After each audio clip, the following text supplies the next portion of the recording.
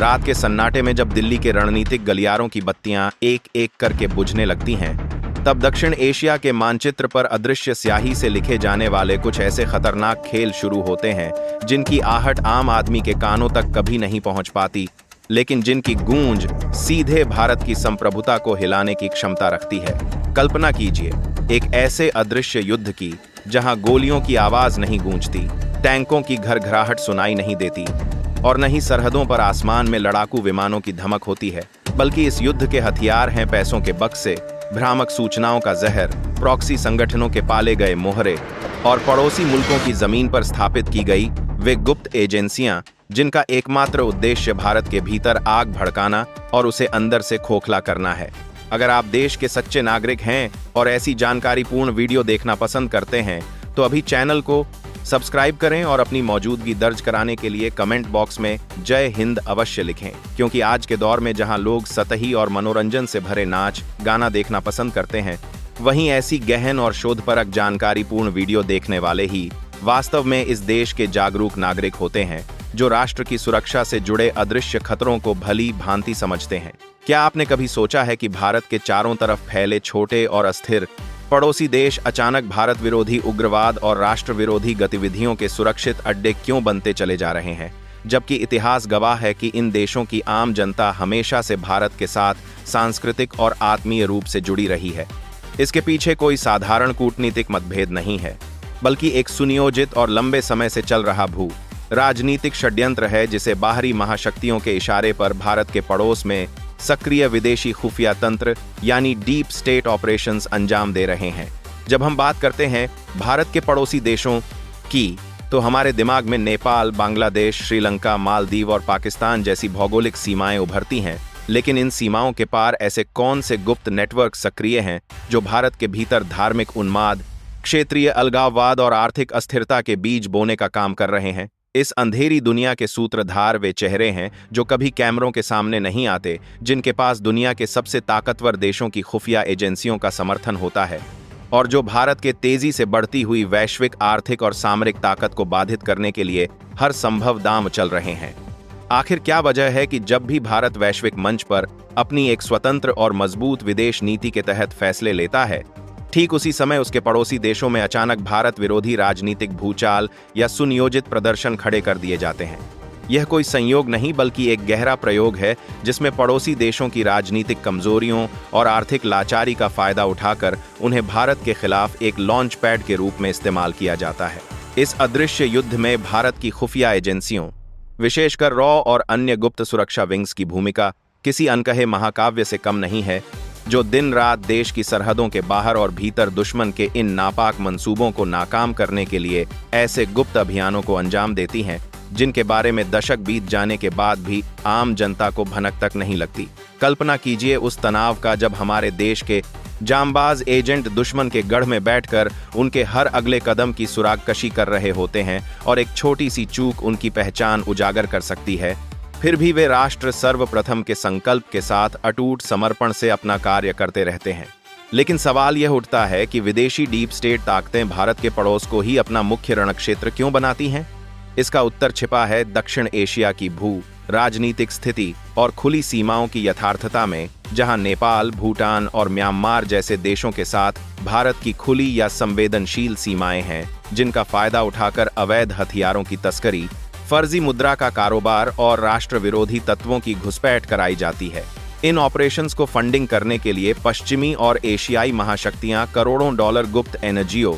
मानवाधिकार संगठनों के मुखौटों और हवाला नेटवर्क के जरिए इन पड़ोसी देशों में उड़ेलती हैं, ताकि स्थानीय मीडिया और राजनीति को प्रभावित कर भारत के खिलाफ लगातार एक विषैला नैरेटिव तैयार किया जा सके। क्या आप जानते हैं कि कैसे पड़ोसी मुल्कों के कुछ प्रभावित कर भी दिखती है तस्वीर में वादी बात बाधा से पहुंच कर दी है? चुनिंदा राजनेता और चरमपंथी संगठन विदेशी इशारों पर नाचते हुए अपने ही देश के भविष्य को गिरवी रख देते हैं और बदले में उन्हें विदेशों में सुरक्षित ठिकाने और अकूत संपत्ति मिलती है।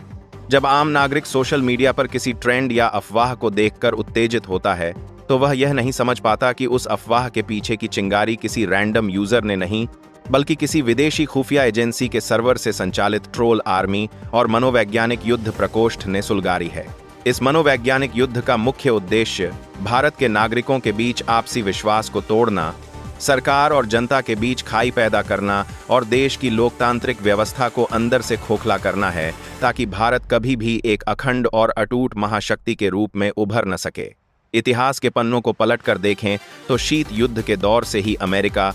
चीन और अन्य प्रमुख देशों की खुफिया एजेंसियों ने दक्षिण एशिया में अपने प्रभाव क्षेत्र को बढ़ाने के लिए प्रॉक्सी वार का सहारा लिया है। और आज के आधुनिक डिजिटल युग में यह प्रॉक्सी वार साइबर हमलों,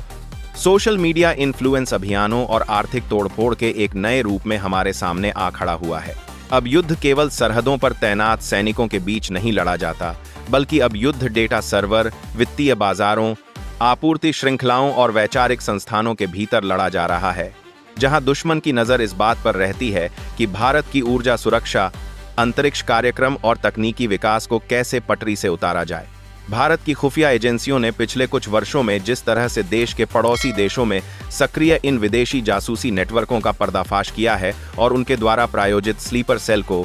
नेस्तनाबूद किया है, वह आधुनिक इतिहास के सबसे रोमांचक और खामोश अध्यायों में से एक है। जब किसी दूसरे देश की धरती पर बैठकर भारत के खिलाफ कोई बड़ी साजिश रची जा रही होती है, तो हमारे सुरक्षा बल सिर्फ बचाव की मुद्रा में नहीं रहते,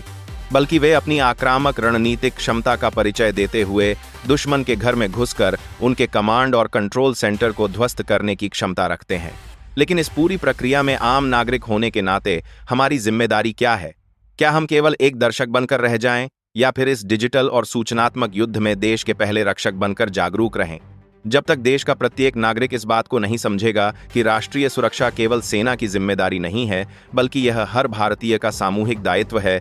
तब तक विदेशी ताकतें हमारे बीच की छोटी छोटी सामाजिक दरारों का फायदा उठाती रहेंगी। आने वाले समय में यह गुप्त युद्ध और अधिक खतरनाक होने वाला है, क्योंकि कृत्रिम बुद्धिमत्ता, डीप फेक तकनीक और क्वांटम कंप्यूटिंग के जरिए दुश्मन देश अब ऐसी आभासी अराजकता फैलाने की कोशिश करेंगे जिसे पहचानना आम इंसान के लिए असंभव सा हो जाएगा। लेकिन भारत की प्राचीन रणनीतिक और बौद्धिक परंपरा, जो चाणक्य के समय से ही कूटनीति और गुप्तचर कला में माहिर रही है, आज आधुनिक तकनीक और अत्याधुनिक उपग्रह निगरानी प्रणालियों से लैस होकर इन सभी चुनौतियों का मुंहतोड़ जवाब दे रही है। इस पूरी यात्रा में हमने देखा कि कैसे भारत के पड़ोसी देशों की भू राजनीति का इस्तेमाल करके विदेशी डीप स्टेट्स भारत को अस्थिर करने का असफल प्रयास कर रहे हैं, और कैसे हमारी गुप्त एजेंसियां हर पल सतर्क रहकर देश की रक्षा कर रही हैं। और यह अनवरत संघर्ष तब तक जारी रहेगा जब तक भारत पूरी तरह से एक अजेय और सुरक्षित वैश्विक शक्ति के रूप में स्थापित नहीं हो जाता। जहां एक ओर इस खामोश और अदृश्य युद्ध के पहले चरण में हमने यह समझा कि कैसे पड़ोसी देशों की सरजमी का इस्तेमाल करके भारत के खिलाफ खुफिया मोर्चे खोले जा रहे हैं, वहीं इस कहानी का अगला और सबसे खतरनाक अध्याय उन तकनीकी और मनोवैज्ञानिक हथियारों से जुड़ा है जो पलक झपकते ही लाखों लोगों के विचारों को दिशा दे सकते हैं। अगर आप इस बात की गहराई तक जानना चाहते हैं कि कैसे डिजिटल स्पेस में रचे जा रहे चक्रव्यूह को हमारे रणनीतिकार भेद रहे हैं, तो इस वीडियो के हर एक शब्द को बिना पलक झपकाए महसूस कीजिए,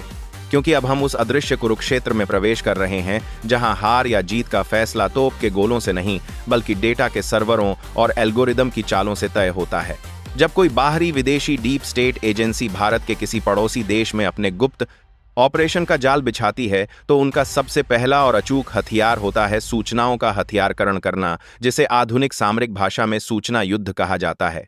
इसके तहत पड़ोसी मुल्कों की स्थानीय मीडिया एजेंसियों, डिजिटल पोर्टल्स और सोशल मीडिया के विभिन्न प्लेटफॉर्म्स पर करोड़ों डॉलर की बेहिसाब फंडिंग की जाती है, जिसका एकमात्र उद्देश्य भारत विरोधी विमर्श को सुनियोजित तरीके से मेनस्ट्रीम में लाना होता है। क्या आपने कभी इस बात पर गौर किया है कि जब भी भारत अपने आंतरिक मामलों या अपनी संप्रभुता से जुड़ा कोई कड़ा और ऐतिहासिक निर्णय लेता है,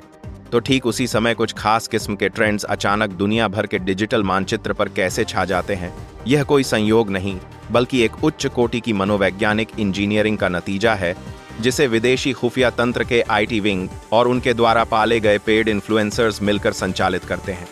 इस डिजिटल घेराबंदी का मुख्य लक्ष्य यह होता है कि भारत के आम नागरिकों के दिलों में यह शक पैदा किया जाए कि देश की नीतियां गलत हैं, सरकार कमजोर है और पड़ोसी देशों के साथ हमारे रिश्ते हमेशा के लिए खराब हो चुके हैं। इस मनोवैज्ञानिक तंत्र का जाल इतना बारीक और शातिर होता है कि एक सामान्य नागरिक यह समझ ही नहीं पाता कि वह जिस खबर को पढ़कर आक्रोशित हो रहा है, दरअसल वह खबर किसी पत्रकार ने नहीं बल्कि किसी विदेशी खुफिया एजेंसी के सर्वर से डिजाइन किया गया एक खतरनाक नैरेटिव है। जब इस तरह के प्रोपोगंडा को लगातार हवा दी जाती है तो समाज के भीतर वैचारिक ध्रुवीकरण पैदा होने लगता है और लोग जाति, धर्म या क्षेत्र के नाम पर आपस में उलझने लगते हैं, जिससे देश की आंतरिक सुरक्षा को कमजोर करने का विदेशी ताकतों का सपना पूरा होने लगता है। लेकिन यहाँ सवाल यह उठता है कि क्या भारत की सुरक्षा व्यवस्था और हमारी अपनी खुफिया और तकनीकी एजेंसियां इन डिजिटल हमलों को लेकर चुपचाप बैठी हैं? इसका उत्तर है बिल्कुल नहीं। आज भारत का साइबर कमांड, हमारी राष्ट्रीय खुफिया ग्रिड और रक्षा अनुसंधान संस्थान मिलकर एक ऐसे सुरक्षा कवच का निर्माण कर रहे हैं जो इन विदेशी डिजिटल हमलों को उनके उद्गम स्थल पर ही नेस्तनाबूद करने की कुव्वत रखता है। जब दुश्मन देश सीमा पार बैठकर किसी सर्वर से भारत के खिलाफ कोई झूठी खबर या वीडियो वायरल करने की कोशिश करते हैं तो हमारे एंटी साइबर वॉरफेयर यूनिट्स कुछ ही मिनटों के भीतर उस डिजिटल सिग्नल को ट्रैक करके उसके कमांड सेंटर तक पहुंच जाते हैं। इसके अलावा भारत की कूटनीतिक और रणनीतिक पहुंच का दायरा अब केवल अपने देश हमारे जांबाज रणनीतिकार पड़ोसी देशों की उन गुप्त गतिविधियों पर भी पैनी नजर रखते हैं जहां से भारत विरोधी तत्वों को रसद और शरण दी जाती है।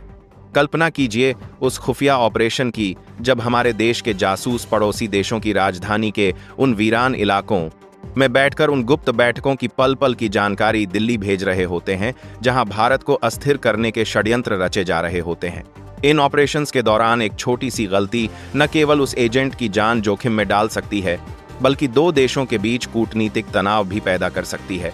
फिर भी हमारे गुप्त योद्धा राष्ट्र सेवा के उस सर्वोच्च आदर्श पर चलते हैं जहां उनके अपने अस्तित्व से ज्यादा महत्वपूर्ण भारत की अखंडता होती है। इस पूरे गुप्त युद्ध में एक और ऐसा मोर्चा है जिसके बारे में आम जनता बहुत कम जानती है और वह मोर्चा है आर्थिक और वित्तीय गलियारों का मोर्चा,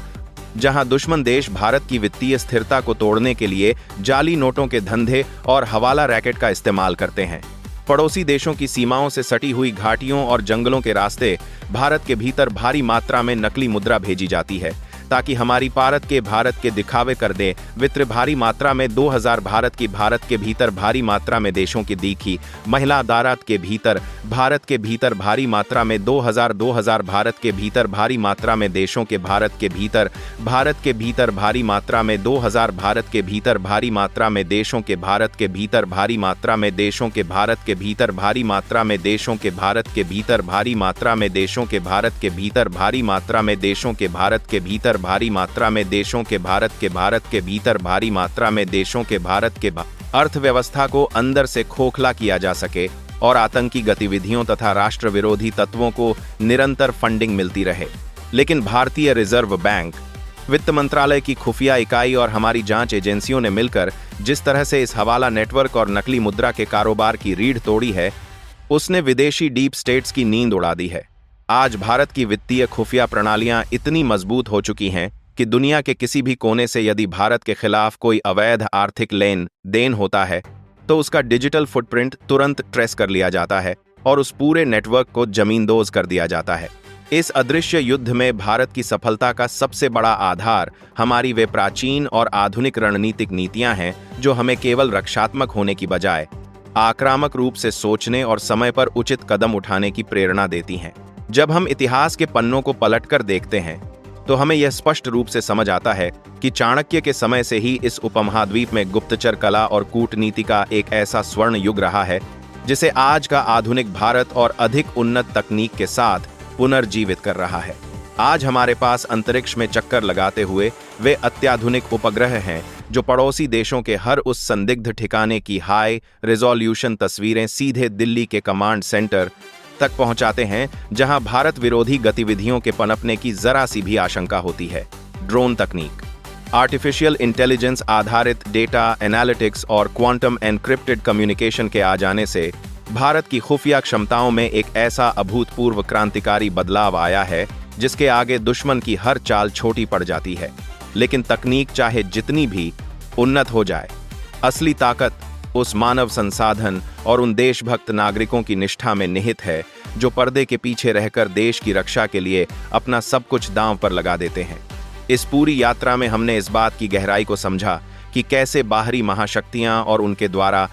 संचालित खुफिया तंत्र हमारे पड़ोस का इस्तेमाल करके भारत को घेरने का षड्यंत्र रचते हैं और कैसे हमारी चौकस व्यवस्था हर बार उनके मंसूबों को धूल में मिला देती है। यह संघर्ष आने वाले समय में और अधिक सूक्ष्म और जटिल रूप ले सकता है,